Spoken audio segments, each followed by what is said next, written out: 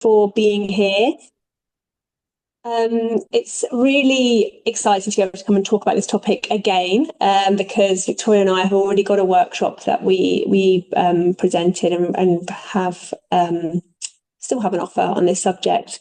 But it's something that I'm sure you can imagine, comes up in my practice all the time. And I love kind of finding out more about the neurodivergent experience when it comes to breastfeeding and parenting as a whole. It's different for all of us, but there's certainly a lot of things that we can do, whether you're a neurodivergent parent yourself or whether you're a professional. There's lots that we can do and lots that we should understand for when we're supporting other people. So I'm going to share my screen. I'm also just going to let you know I've been a little bit unwell. If I need a few minutes break, or not a few minutes, a few seconds break at any point, I may just let you know and turn my camera off. But for now, we're all good. Right, let me just share my screen. I just realised I didn't do an intro screen, so I'm going to have to give you a bit more of an intro myself, which I will do in a minute.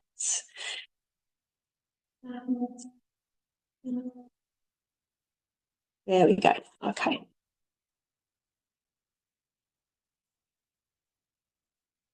What's going on? What did I expect? Okay. Sorry, everyone. You would think that I don't actually do this for a living.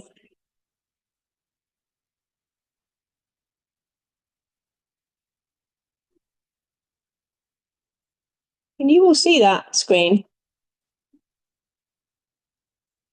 Yeah, we can see it. I can see it, Anna. Okay. All right, I might just have to do it straight from Canva, I think, because I don't really know why it's not clicking through.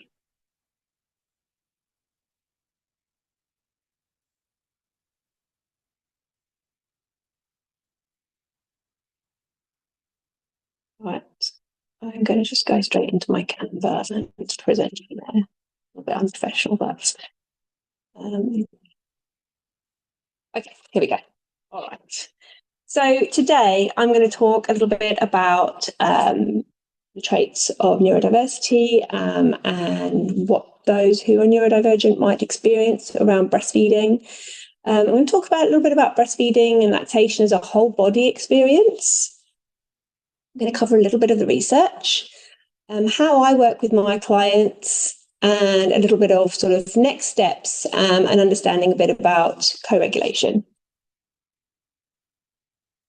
Before I move on, I should just tell you a little bit more about myself. So I'm a lactation consultant. My background is as a paediatric nurse, and I have been working in lactation for a decade now, just re-registered it for another 5 years. I am from the UK, as I'm sure you can hear, but at the moment I live in South Africa. I have 3 children, all with some kind of neurodevelopmental diagnosis. They are quite big now. They are 18, 16, and almost 13. So I'm long gone on my own breastfeeding days. But obviously I work with families day in, day out. And I've also got a positive psychology master's in which I kind of put together a lot of research and kind of discovering about using co-regulation and mindfulness type tools for new parents, for parents in the perinatal period. And I absolutely love working in that field and using those tools for my lactation service. So generally when somebody works with me, I will look beyond the practicalities of breastfeeding support. And I find it such a, it's just a really nice, supportive and holistic way to work with people. So we would define neurodiversity as a natural variation in brain function and cognition. And these are Victoria's Pillars of Support, which I think are really relevant to all the talks that we are having this week. And those cover things such as sensory processing, which in itself is a huge topic. Sensory processing itself is about how people feel and experience the senses that they take in through the body. So, for example, they may hear sounds differently. to others. They may, and I'm being really, I want to be more careful my language here, because when we think of a neurotype as a difference, it's just a variation. It's really hard because our society and because of our medical world is set up with neurotypical speak, neurotypical experiences. It can be really hard not to other people with who are neurodivergent. So, excuse my language if it slips into that is that way. But the what I want to say is that we all experience sensorily differently. We all experience pain differently. We all have our own nuanced ways of needing communication. But I think it's really important because for health professionals, we are educated and brought up, if you like, in this very neurotypical language and expectation on human beings. That is kind of where most health professionals come to when they come to working with families. And so what I'm really interested in is helping other health professionals to understand the differences that might occur and the experiences, not everybody has the same experience, and that one way we work with a patient or a client isn't going to necessarily work for another, no matter what the neurotype may be. And when I'm working with parents, what I want them to understand is that their experience matters, and I want them to be honest with me about their experience, and I want them to share their experience and share with me, if they're able to, what they need. And if they don't know what that is, we'll figure it out together.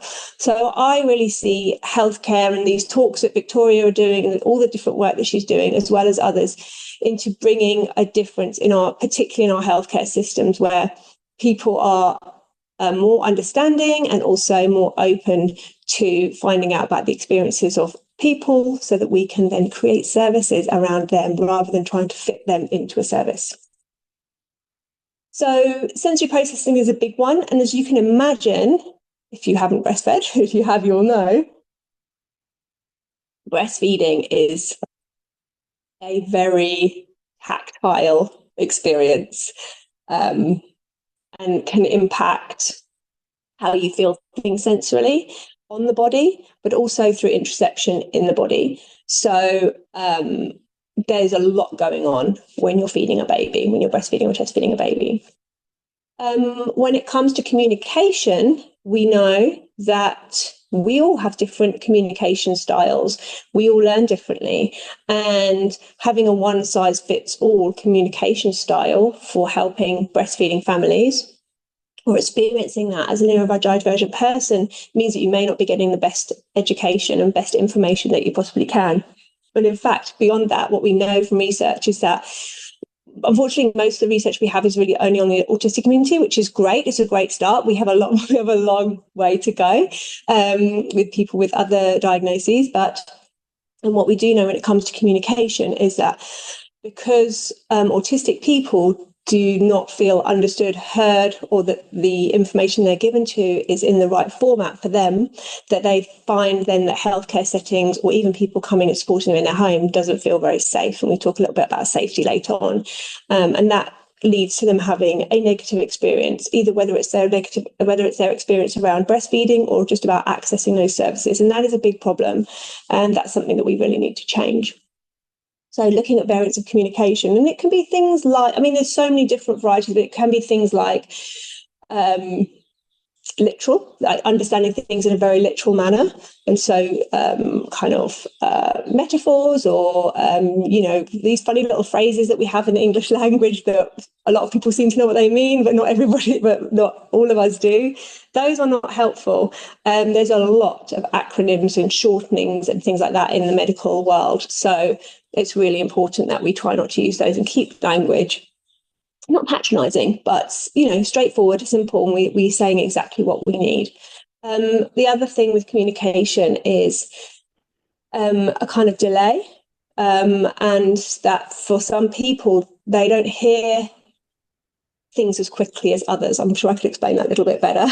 But that delayed audible processing, where when I say something, it might take another person quite a while to take it in, process what I'm actually saying, and then try and formulate their own reply or think about what their feelings are on that. It's actually, when you think about it, it's actually quite a complicated process. we might think, oh, I'm just having a conversation. But for some people, those processes can take quite a long time and take up a lot of energy as well. So we need to be thinking about that. And then when we come from thinking about communication and thinking about the energy that it might be required for somebody to use that, that's when we realize that people who have got these sensory processing difficulties or differences may then get more tired more easily, and they might be exhausted. On top of that, most neurotypical people will do a lot of masking. So that in itself is exhausting, the fact that they're perhaps struggling to understand, but finding, wanting to show that they are understanding, or they may be distracted by lots of other things going on in an environment. It could be noise, it could be lights, it could be pain or the physical feelings of breastfeeding. And that in itself is exhausting. So there's a lot going on inside and outside of the body that can cause us to feel very, very overwhelmed when it comes to communication and just interacting with other human beings generally. Executive function is around how we are able to carry out tasks. So a little bit what I've described with the processes of hearing something and understanding something is a bit similar. It's part of that is executive function. So being able to undertake tasks, being able to understand something, perhaps it's taking a little bit longer, or perhaps needing something described, or need to see something or hear it in a certain way for it to click and make sense. Organisation is a big one. We certainly know that those who have an ADHD diagnosis will often struggle with organisation, with prioritisation, and that can come in to, breastfeeding and looking after a baby, because babies kind of expect us to be there every moment of the day whenever they need us, and toddlers and children and so on. And so it can be extra hard to be sort of organised or be on top of things when that's the case. And it's really hard to kind of make plans for ourselves and plan steps, whatever that might be, when, babies and children are kind of, they don't have that plan. They aren't interested in what we have to do, or in our routines, or in us planning out our day. And that can be really challenging. All of these things, plus other things I haven't spoken about yet, can increase anxiety, certainly stress. And, we, as I've said already, that need to feel safe is really, really important. We as human beings have a nervous system, an autonomic nervous system that is always looking out for safety through neuroception, so picking up on sound, on what's going on around us, on how we feel, on feelings inside, and trying to judge about whether we're safe or whether we're not safe. I'm going to talk about this a little bit more at the end of the talk. And when I'm working with somebody who's neurodivergent, in fact, I don't know why I'm saying that. When I work with all of my patients, which is really how it should be, or my clients, I am wanting them, I'm prioritizing a safe environment for them as much as I possibly can through the way that I'm communicating with them, by the environment that we are in, or what I suggest. For example, I might suggest home visits over a visit in my clinic, because that just makes a lot more sense for someone feeling comfortable. But also things like if somebody's got to be in a hospital setting, how can we make that as comfortable and as safe as possible? Those are how I would describe the 4 pillars.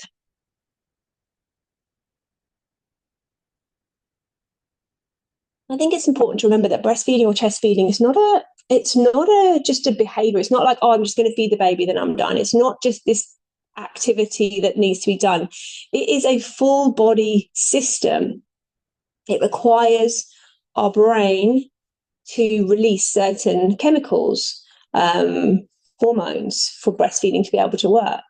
It requires us to find the right fit and hold with our baby so that the baby can latch on well, but that also so that we're comfortable at the same time. So it's not just this, it's not, if we can compare it to bottle feeding, it's not just sticking a boob in the baby and then it's done. There's a lot more to it.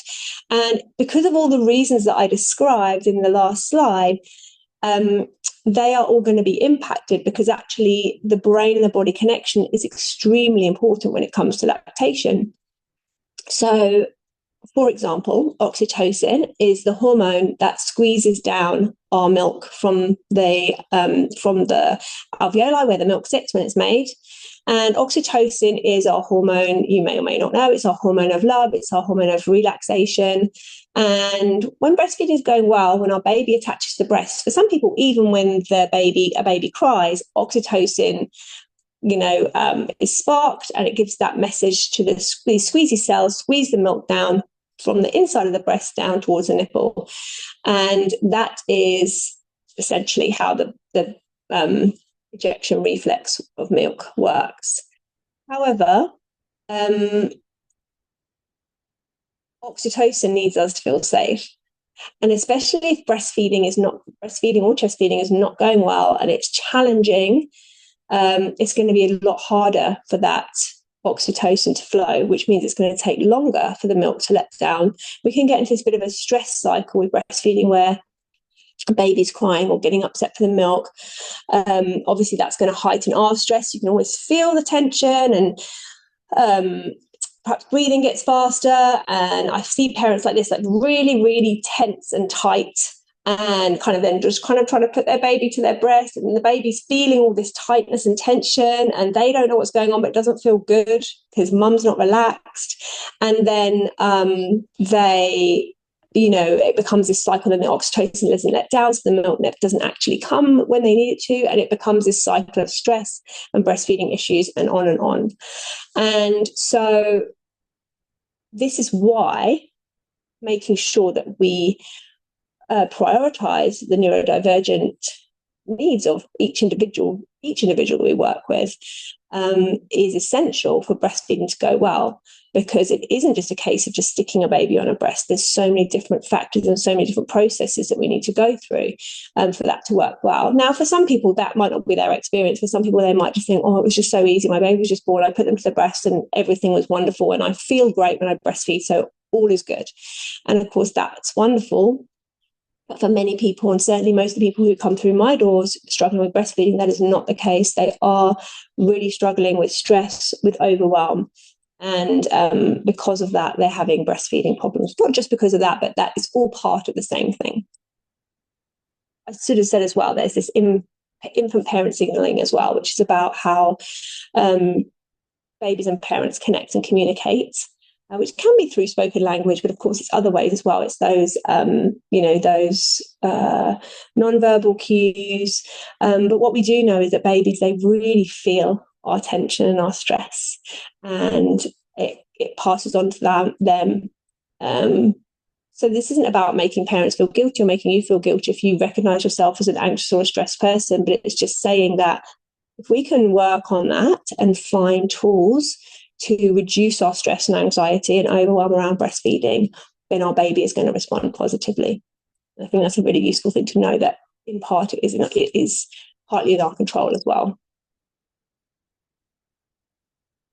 So I just wanted to share that being in the perinatal phase just on its own, without the issues of breastfeeding or amplify neurodivergent experiences. And that's because it is a complete change. And I think I was thinking about this earlier and thinking, is this just a change for first-time parents? But no, I think, I'm supporting someone right now, an autistic mother actually, who's gone from having one baby to two babies. And wow, it's a big change. It was a big change for me going from one to two babies. So I think this is, every time you have a new child, there is this, there's this shift and this change in so many aspects of your life. And certainly the research shows this as well, is that the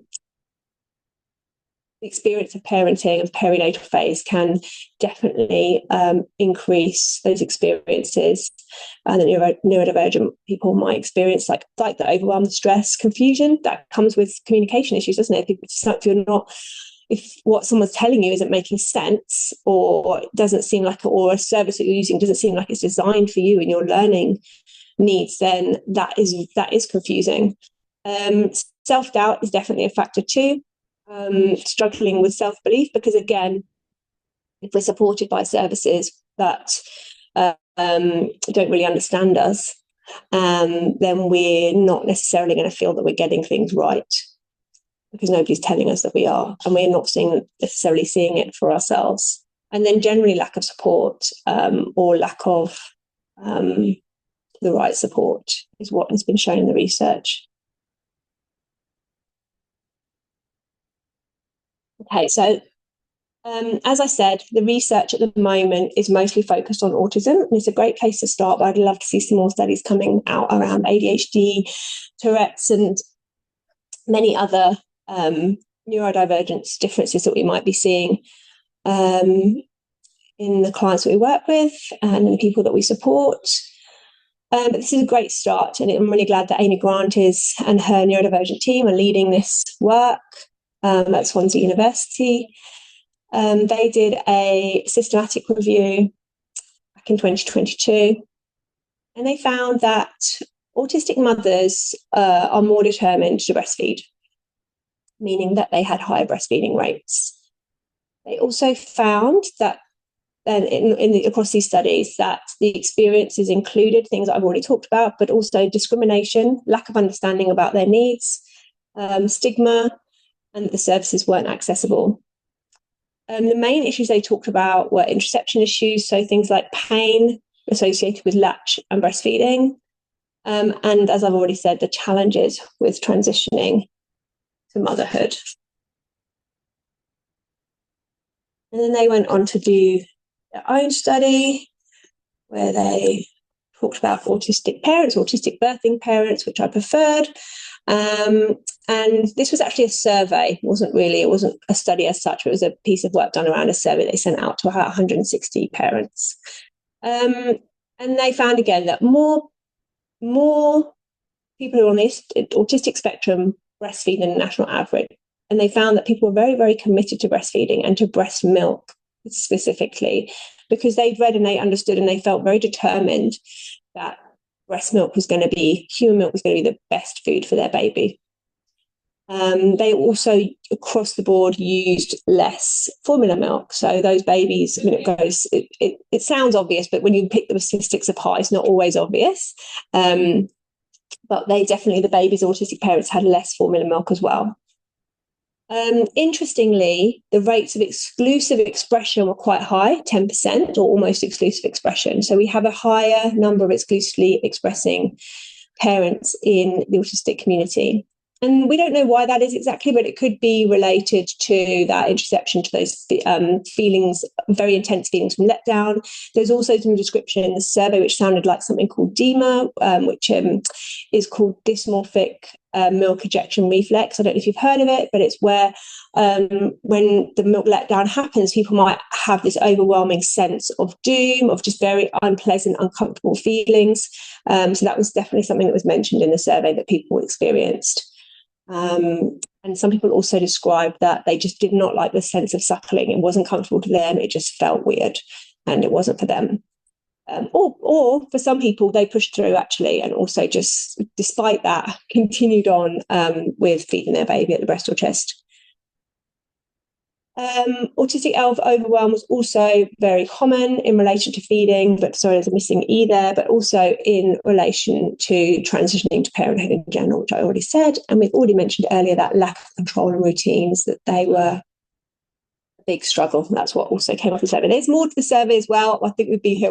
You could probably do a whole lecture just on Amy's work. So I really encourage you to go and find this paper. I think it's great that they've done it. And also their 2022 review that they did is really informative as well. But it also shows where we've got huge gaps. And like I said, at the moment, just really focusing on autism, which is great. But we have a lot more. We have a lot more to do.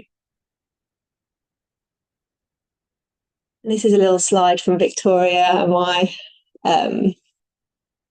from our talk, because we want to talk about the positives as well. And I know that a lot of people love that bubble that breastfeeding creates for them, just them and their baby, whether it's leaving a space and going and being in their own space, or whether it's just even in a public place or wherever they are in their family home, just finding that the place for them and their baby, that is their safe space. For some people, it gives them a lot of comfort. They enjoy the feeling of breastfeeding, which is how breastfeeding, can be for lots of people. especially when you've got the right support to get it to that point. And I think that's really key, because we know that often when breastfeeding is uncomfortable, there are things we can do to help. So it's about finding the right kind of support that can support you to find that more comfortable, those comfortable positions, not just, I'll tell you a little bit of a story in a minute, but not just positions, but also that deeper latch as well, and understanding it. Obviously bonding, that, that connection, and a reason to have time alone. So many people tell me, at Christmas, they love that they still breastfeed, because then they can go and hide away and they don't have to, just spend their whole time with the family or whatever it is. It's a great excuse to have. I mean, we should always be able to excuse ourselves, shouldn't we? I think if I told my daughter that sometimes people don't feel they can go and hide away, she'd be absolutely horrified that people think they have to stay in social situations. But that is often the world that we're in. So yeah, those are some of the positives. I'm sure you can come up with some of your own as well.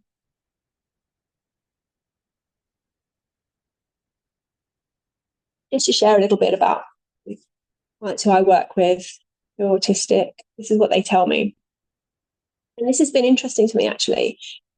I've had about 3 people, so not many, but have come to me and asked for my help with communication. They're working with a health professional. Most of the time, I'll be honest, it is a consultant, but not always. One was a midwife as well, and has said, please, can you help me to get my point across to this professional? Because it doesn't matter what I say, they're just not understanding what it is that I need. And sometimes these are in quite complex situations, but sometimes they're not. Once it was a mother who, she was pregnant and she just wanted everyone to stop going on about breastfeeding. She was autistic. She didn't know how she was going to find it. She'd read around the subject. She'd realized that she might find it uncomfortable. It might be a sensory nightmare for her. She just wanted the space to be able to figure it out for herself. She didn't want people to go on about breastfeeding every single consultation. Some of the more complicated ones were where professionals had got frustrated that the parent had gotten so much detail and so much knowledge about this particular, whatever was going on with their child, in a very typical kind of specialist interest kind of way. And they had dug down on all of the research themselves, and, they just needed a bit of support, really, from somebody who agreed with them about how important, or understood how important breastfeeding was for them, because the health professional they were working with they didn't really understand why she wouldn't just give formula. So a lot of it's that kind of support, just to really kind of support people around communication, which is frustrating that it's needed, but hopefully we will all be able to help with that if we're asked to. I think the other thing that clients say to me is they just want to feel listened and understood. So often they feel misunderstood, that they aren't able to communicate their needs, or they're just dismissed, or they're kind of put into this kind of box of, oh, this is how we teach breastfeeding, or this is how we do it, and that's how it's done. And they don't feel like that's meeting their needs. It's not flexible enough for them, and they're not being listened to and not being asked what it is they want. The other thing about this group of clients is that they want me to help them problem solve, and they want me to do it and carry on doing it until it's right. And I'm very committed to doing that for all my clients. It's not always easy. And sometimes we have to sit down and we have to have a conversation, and we have to look at, what's the best for you out of these 3 bad situations, like which path we're going to have to go down. But they want to, and I'm talking about the really little nuanced things. I'm going to tell you a bit of a story about that again in a minute as well. They can seem like very unusual things to me as a provider, but if it matters to them and it's something that's bothering them or stopping them from, parenting in the way they want to, then I'm going to do my best to try and support them with it. And the other thing that we need from all healthcare professionals is for them to, the other thing is the environment. That's one thing, is that making sure environments are, I've talked about this already, are right for them. But the other thing that they tell me is that having that conversation about the environmental, knowing that they're allowed to take their favorite pillow in or their duvet, they can have a conversation about it, with the ward manager, where, they're allowed to have headphones in if they want. One mum said to me, oh, I just love to put my headphones on, but of course I can never do that when I'm a mother. And I said, why not? Why can't, of course you can do that as a mother. That's going to help you to be a better mum, because you're going to have less sensory overwhelm, and you're going to it's gonna really help your coping mechanisms. So why on earth would that make you a bad mother? So she had got the message that it was all about this just constant contact and bonding. But we know from the information we know about attachment theory, but also about the polyvagal theory, is that when we're stressed, when we're overwhelmed, we're in that fight flight zone sensorily, we aren't good communicators.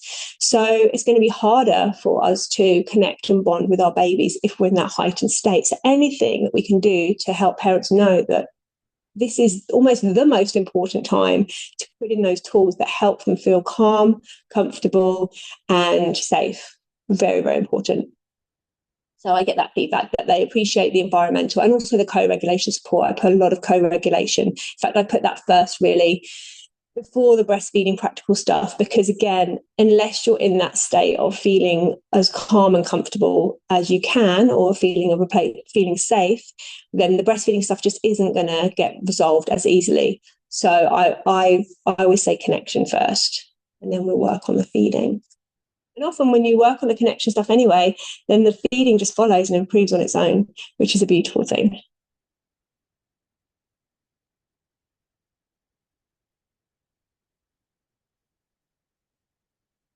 So this is Tracy. That's not her name, and this isn't her either. I just want to tell you her story. So this has been a really interesting client to work with. She came to me with her second baby, and before her second baby was born, she told me breastfeeding didn't work for me last time. Everything that they shared with me did not work. I never got comfortable with it. It never worked, and then I stopped. This time, I want you to tell me exactly what to do, and I'm just going to follow the step-by-step what to do. So that was really interesting, because breastfeeding doesn't really work like that.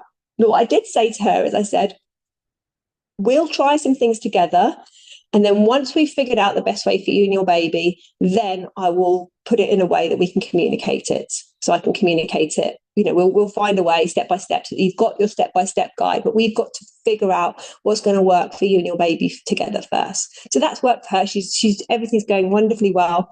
The other thing that was interesting, one of the things I created actually for her was this little heart pack, so she wanted some step-by-step. So I said, okay, well, listen, why don't I show you the process that I use when I'm teaching breastfeeding support to breastfeeding supporters. I said, I don't normally share this with parents, but if you want an idea of some step-by-step of a kind of process, I shared with her the chin method, which works, in any hold position.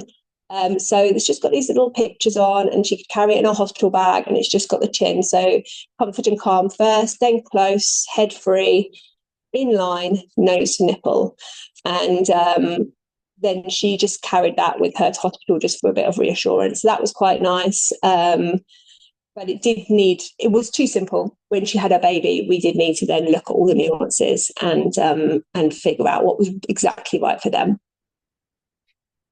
She also really was uncomfortable in certain positions. When she was with me in pregnancy, she was describing, I just couldn't, something wasn't right with my hand or my arm. Every little tiny movement, nuance, she felt it, and it had to feel just right for her. So with this particular mum, I did go to her house because I said, there's no point us doing this. We've got to go to your house, and then you're going to show me where you're feeding, and I'll help you move around, and we'll help get the latch right, and then find what's comfortable for you. And it's so interesting. In this chair she wanted to feed for, the thing she was finding uncomfortable was when she put her arms on the side, there was a little gap between her body and the arm. She couldn't stand it. This gap it went right through her. So we went around our house trying to find exactly the right shaped pillow or blanket to try and get that gap feeling just right for her. So, I've never had to do that with a client before. It's not something I've ever done before to support somebody, but it was a really interesting experience for me to be able to support her with that, because it reminded me how for some people they feel every single aspect of that fit and that hold the baby. So the other thing is, of course, you might have one side going well, but the other side might feel different. So it's just really, and then obviously once we've got that sorted, then we took photos and we wrote down the processes, and things have been going really well. So that's been an interesting experience. And the other thing for her has been the routine. She had an older child, which was in a routine now. She really wanted this baby to fit in with that routine. And that's something we've been working on together. It's not been very easy for her, but I think she's getting there. And I think when things are feeling out of control and things are feeling difficult like that, that's when I bring clients back to the co-regulation, helping them regulate themselves. We can't control everything, can we? It would be nice if we could. So, but what we can do is we can try and care for our nervous system and our own emotional well-being when things are really tough. So we've been working on that together.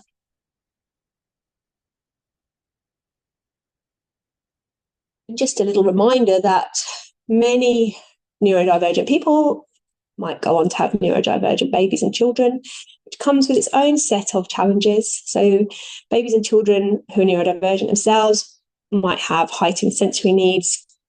They might need particular soothing techniques. There's lots that might be going on there. So that can be very challenging. A little story from myself. My son Elijah, he was my first child to be diagnosed. He was diagnosed autistic when he was 5, and when he was born, he was my second child, and he was so different to his brother.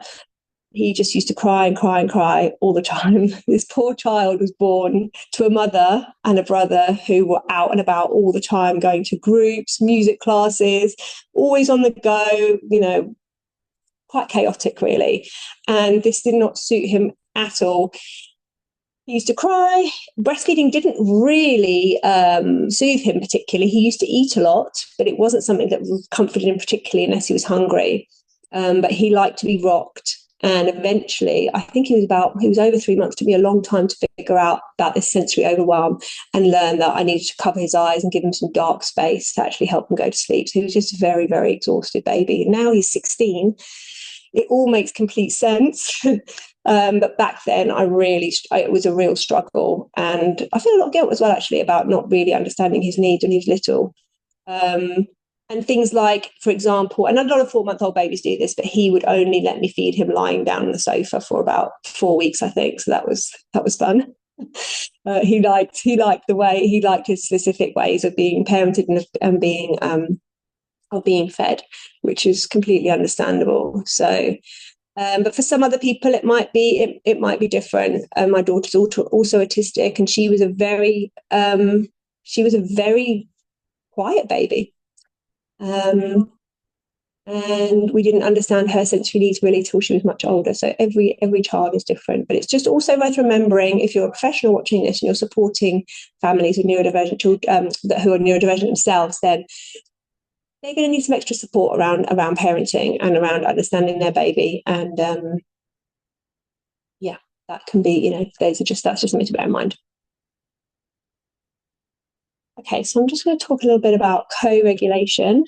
I haven't got time to go into it in huge amounts of detail, but co-regulation, so another typo, is about the fact that babies and children don't have a formed prefrontal cortex, where it doesn't even start developing really till they're about 3, and then it's not fully developed till the early to mid-20s. So co-regulation is the concept that until that age, they're going to need help with emotional regulation and calming. Certainly before the age of 3, they really need full help with it. So it's about the calming of emotions and a heightened nervous system. It's about supporting one person from the other. So essentially the idea is that when I'm calm, those around me are going to be calmer. It's particularly strong with parents and children, but it's also can be with our colleagues. There's a ripple out effect. I always like to think of the birthing room, and that when you have a calm and centered midwife who is, just, calm, centered, happy, connected, communicating well, then that ripples out to the others in the room. And that's the same in every environment that we can be in as well. Having tools around regulation leads to self-regulation as well. So to me, it's it's almost like a double whammy. It's like, yes, I'm helping. You can tell yourself I'm helping my child to calm down, but actually it's really helping you in your nervous system as well, which is what I love about it. So co-regulation really does help us all. And if you're somebody who didn't have co-regulation in your childhood, if you're someone like me who wasn't really taught around how to manage your emotions, it's never too late. It's something that you can learn as an adult. It's something I've worked very hard on, especially since my children's diagnoses, and it's definitely something that if we haven't been brought up with. A friend of mine calls it like emotional the word's gone now, sorry. Privilege, thanks it. Emotional privilege. So that sort of idea that you've been brought up by really emotionally mature and intelligent parents is, an incredible gift. For many of us, we may not have had that, but that's okay. We can learn it. Just a little bit about the polyvagal, because I think this can really help us to, again, understand the needs of people who might be overwhelmed or stressed, and just with regards to kind of bonding and environment as well. So with the polyvagal framework, it describes our kind of like the format, of the vagus nerve. So the vagus nerve is one of our 12 cranial nerves, and it's a nerve that is attached to more organs than any other. So a lot of it's to do with regulating the whole body, and linking the brain to those organs of the body. It's also our safety system. So when we're in danger, when we're in threat, we don't have to think through a process to keep ourselves safe. Our body automatically does it for us. So if you think about if you were going to step outside onto the road and you hadn't seen a car coming, but then you do spot it, you don't have to think through what you're going to do. Your body automatically does it for you. So we need this system. We need our autonomic nervous system to keep us safe. But what can happen is we can kind of get a bit stuck sometimes into that stress response. So there's 3 levels according to the polyvagal framework. We've got our ventral vagal, which is sort of like our rest and digest. It's when we're calm, it's when we're connected. In this level, we are really good communicators. And that's not just about talking. That might just be about touch or cuddles, or just that kind of that energy that we'd have between us and another human being. And the fight flight, that's something known as our sympathetic system. So that's the system that kicks in if we're in danger, if we need to keep ourselves safe. It's also the nice thing about the polyvagal framework is we move between these. So right now, I'm sort of somewhere, I'm probably a bit more fight flight than the rest of the digest right now, because I'm just not feeling my best today. But normally when I'm teaching, I'll be somewhere, a bit of a blend of those two things, which is fine. So we need our fight flight to kind of get things done and to live our lives. But we just don't want to be stuck in it all the time. And then our freeze is our shutdown. So shutdown is when we are, we might link it to feeling depressed, feeling down, feeling disassociated from other people, unable to communicate, unable to engage with the world, or even perhaps go out. So I really recognize this a lot with my autistic daughter. She spends a lot of time in her dorsal vagal because she goes to school. And that is unfortunately the downside. Is that she spends a lot of time in this phase. So it's not unusual for neurodivergent people to be in that freeze state. Sometimes there's kind of, when people are talking about fight, flies, freeze, there's also something called fawn as well. So fight, obviously to fight, to flight, run away, freeze, which is that freeze, and then fawn, which is sort of like that masking, people pleasing, saying yes to everything and everyone. Which I'm sure some of us can relate to as well. So just a little bit more about these. So in your ventral vagal, you're feeling safe, you're connected, as I've already said, socially engaged, you're feeling healthy, you've got those feel-good hormones running around your body, including oxytocin. In fight flight, you might be taking action to meet a need. You might be in that sort of go mode. I'm sure any others of you who are ADHD, you might recognize this mode, but it also means that we can be a bit stressed. We can sometimes be a bit out of sync with others, and we may have a few of those stress hormones zipping around like adrenaline and cortisol. Anxiety comes into this category as well. And then, as I said, freeze is that shutdown, collapse, disassociated. Now, when I'm working with families, it's not about me saying, you must never be in fight, flight, and freeze, and you've always got to try and keep yourself in rest or digest. That's crazy. This is about being able to flow in and out of each one. And that's where co-regulation comes in, because the more that we're able to regulate our own emotions through simple tools, things like breath work, being in a comfortable, cozy environment, listening to relaxing music. In fact, it was so nice when I went to visit the mum, Tracy, that in the case study there. When I went to visit her in hospital, she had all this lovely meditation music playing, and it was so nice to see. It might not be meditation music for you; it might be something else, but that's what was worked for her. So it doesn't have to be really, you don't need to sit and meditate, do silent meditation for an hour. That would be impossible for a new parent. But it's about thinking, what soothes me, what makes me feel safe and comfortable and warm and just, in my best place, so that then I can be more connected with those around me, including and especially my baby, but also a partner if they have one. There are people who are around helping them. That's really important too. So it's not about saying you must never feel the emotions of anger or stress or fear. It's about recognizing those, but having tools that allow us to move between them more, and also have environments and create environments for people where they are more likely to be able to come into their rest and digest zone, into that ventral vagal zone. And then we know that really helps babies as well with their own regulation. It helps breastfeeding and it helps parenting generally. So I'm coming to the end now. If you want to know a bit more, if you'd like a bit more of an in-depth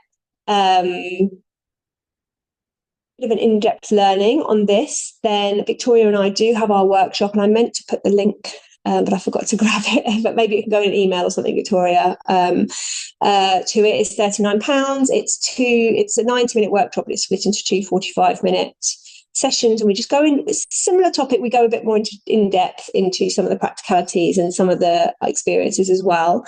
And you also get like a little guide and some resources with that. So that is there if you want to know more.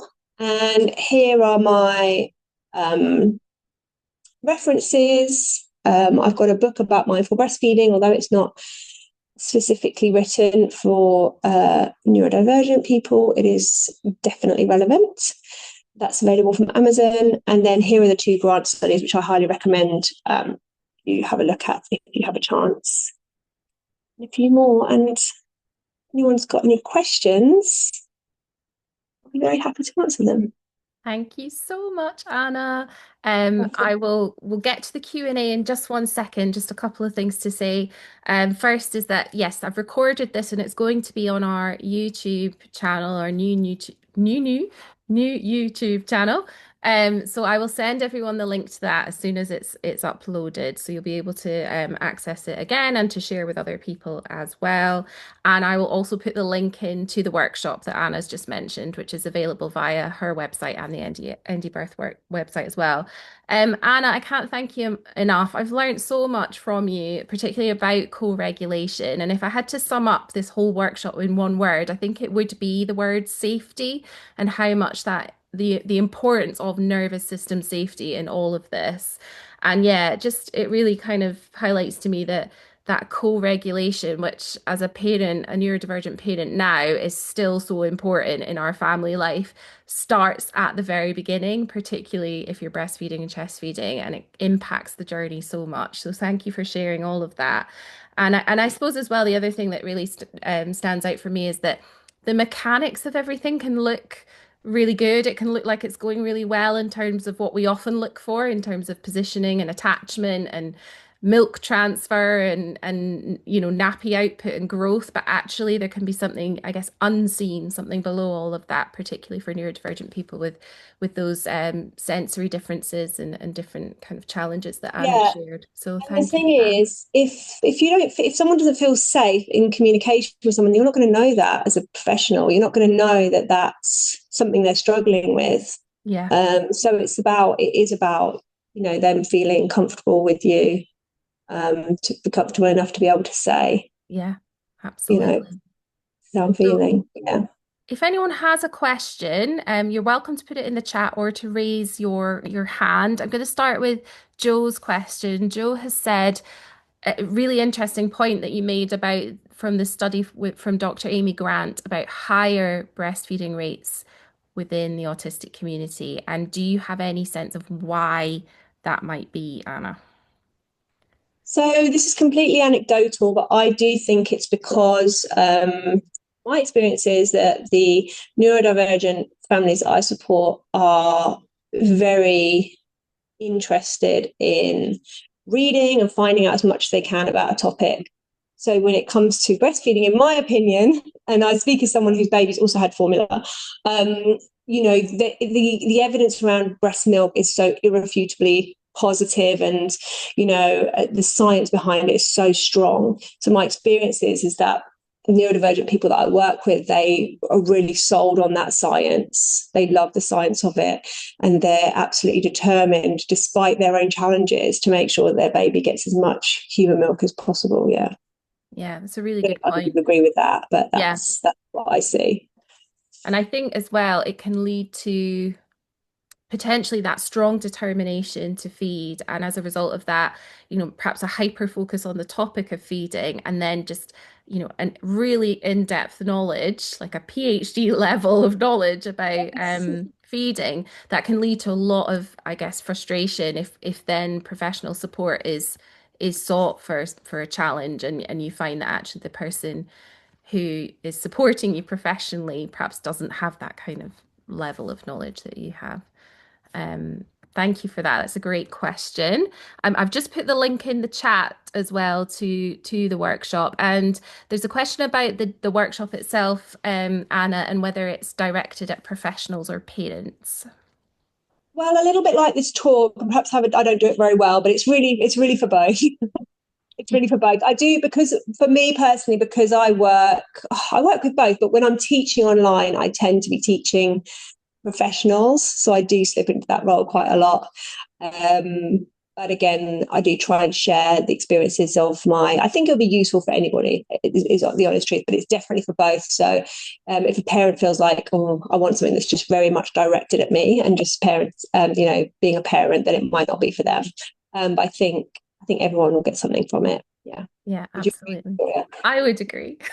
Yeah, we've tried and pitch our work at both, so it's relevant to both audiences, and there's support for both in terms of resources as well. So I would agree. Thank you. Does anyone else have a question? Jen, hello. Hello. Hi. I couldn't work out how to digitally raise my hand. That's okay. You're very welcome. It's more of a comment really than a question. It was really useful.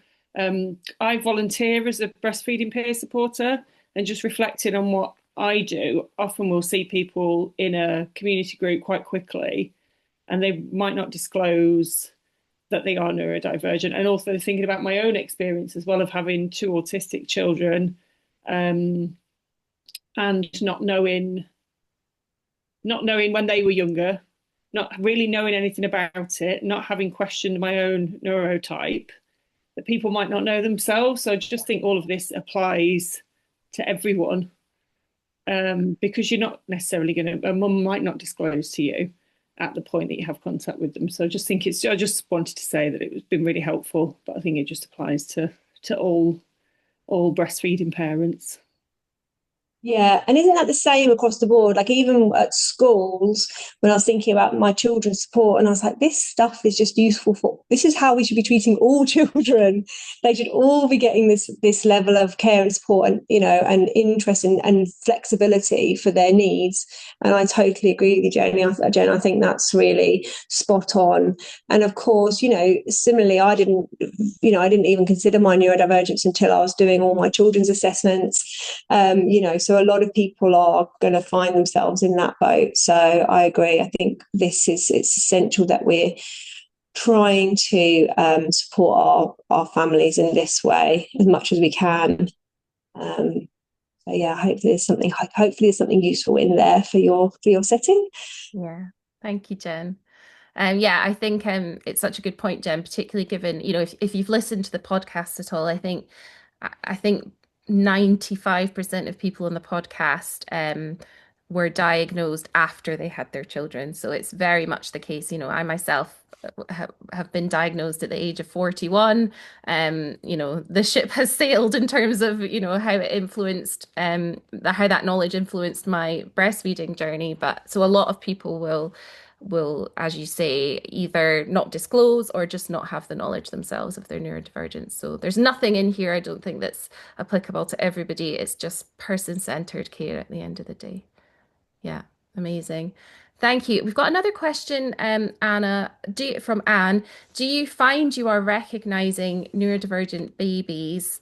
And I've got a point on this as well. But they've shared, I picked up my son's autistic behavior almost immediately. It was then waiting for the professionals to catch up.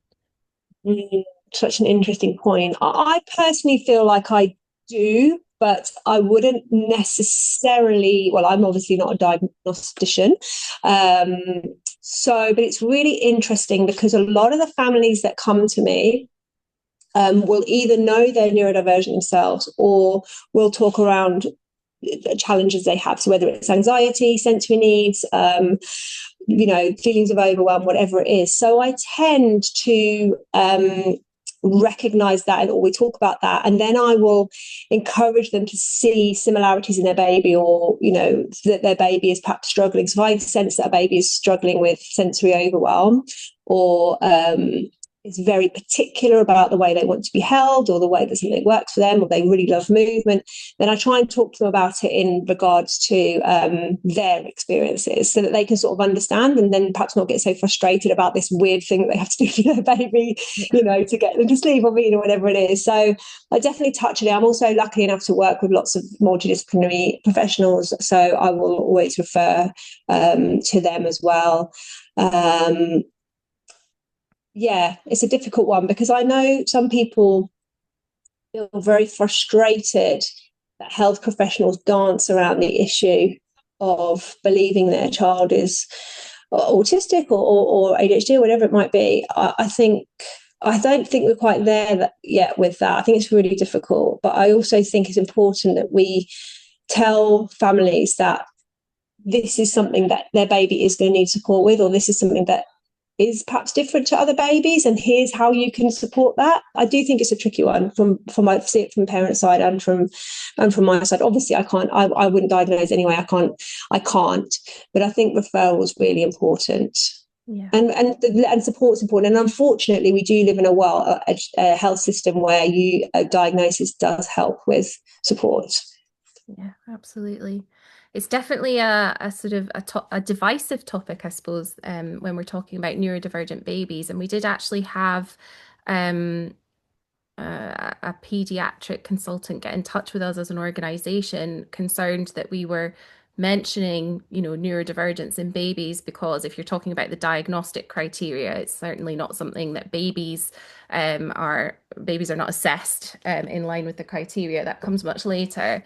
But I personally feel it's really important to talk about the experience of raising babies who are perhaps going to then go on and have a diagnosis later in life, because it can make us feel as parents very isolated, very kind of othered. I had a similar experience to you, Anna, in that my eldest daughter never fed for comfort, and lots of parents that I was spending time with were worried about making a rod for their own backs, they were saying, because that old saying, because they were worried about feeding their babies to sleep. Now, my eldest daughter is never fed to sleep. We had to do lots of kind of what I felt were quite alarming movement things, because she's so proprioceptive seeking, for her to be soothed in any way. And her sleep today is, she takes melatonin, she wakes a lot in the night, so it's something that has continued. So I feel it's important to recognize the kind of intensity of that experience for parents sometimes, and not to say we just won't talk about neurodivergent babies. But yeah, always happy to have a chat with people if they have another opinion on that. We've got another question, Anna. If a parent suspects they are autistic and you meet them in a professional setting and they want to join a parenting support group online, do you know any? Is it? Oh gosh. Well, I know that we have got a breastfeeding online support group for Yeah. neurodivergent parents. So I think I speak for most of the neurodivergent community, whereas I don't feel that anybody needs to have a diagnosis to come and learn about your child's potential neurodivergence, to get support yourself, to make the changes in your life that are going to make your life easier and better and more suited for you. I will find it. I will find it in a minute. Yeah. I'm just looking it up, Anna, because I can't remember the name of it either. Oh, thank I mean, you. we're both members of a Facebook group that's Yeah. called Breastfeeding Autistic Children. So that's specifically about the family kind of relationship with breastfeeding when your children are autistic. Often it's something that, again, this is probably anecdotal rather than backed up, but often it's something that lasts longer. It tends to go longer into childhood because of all that wonderful nervous system benefit and regulation that breastfeeding brings. But yeah, that in terms of parenting groups, I mean, there's Autistic Parents UK if you're in the UK that have peer support groups as well. So there's definitely support available. It's just kind of knowing where to find it, like you say, and it's important to share those resources with people. Just share that link there. But yeah, don't ever feel, I believe, don't ever feel that you can't go and join a support group, whether you're diagnosed or whether you're not diagnosed. I'm sure some maybe have a rule around it. But yeah, there will be. I'm just there will copying be. a link to another one as well that Just put, I'm so terribly technologically inept. Here we go. This is another one, another Facebook group that's all the about. first one that I did, that's the breastfeeding autistic children group. Yeah, and then like this Victoria said, a lot of the chat is around almost like extended breastfeeding, but that's not what I meant to say. Well, I said it as well. Breastfeeding or natural term breastfeeding, whatever you want to call it. And there's Victoria's one. So second one is autistic and pregnant, parenting or planning. right. Yeah. Amazing. And then have a look for local groups as well, because in Kent we had a really great supportive PDA group. My daughter's got PDA, so is PDA, so that's great. So I would encourage them to have, if you work with parents in a specific locality, try and have a look at what's around your location as well, and get some local groups. That's really nice, because then people can meet in person as well, and have meetups and things, which for some people is really important. Yeah, absolutely. Amazing. Okay, are there any other questions? Thank you. Thank you all so much for spending your lunchtime with us today. We're so grateful. And if you haven't yet had a look at the other programs or the other events as part of this week's program, please just go to ndbirth.com. Tonight there's a birth planning masterclass. Tomorrow we've got two researchers from the Maternity Autism Research Group talking all about their PhD research and others. And we've also got a chat with Sally Buncombe, who is the current CEO of the Pandas Foundation, so the charity that supports perinatal mental health. So do join us for those and check out the recordings if you can't make it live. Thank you so much, Anna. I'm so grateful, particularly because I know you are not feeling very well. So we really do appreciate your time and for spending it with us today. Thank you, everybody. Bye. Bye-bye. Bye-bye. Thank you.